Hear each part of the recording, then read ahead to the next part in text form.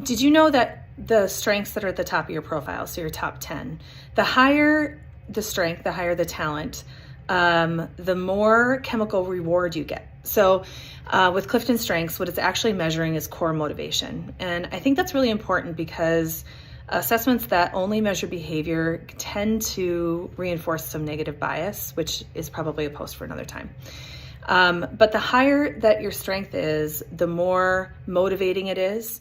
And I've learned from a couple of really amazing strengths coaches like Simon Hurry with Talent to Titan that the higher it is, it can also serve as a distraction.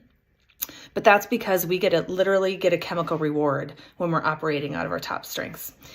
And I recently was with a group of women leaders, and every single one of them, so all 8 of them, had achiever in their top 5. I do not have achiever in my top 5, but all of them had achiever in their top 5.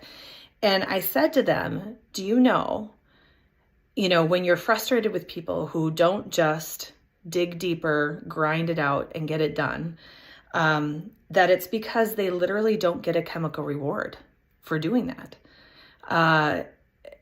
It is not as motivating to them as it is to you. So I know it's frustrating when people don't seem to work as hard, but you are getting a chemical reward and they are not, potentially. And they all looked at me like I was speaking a foreign language, and it was hilarious, and we laughed about it and dug in deeper. But I just want to remind you that the way other people are wired also means that they are being motivated in a different way.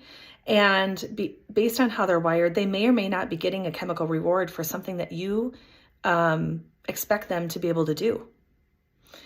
And if it comes really naturally to you, likely you do get a chemical reward. It is motivating to you.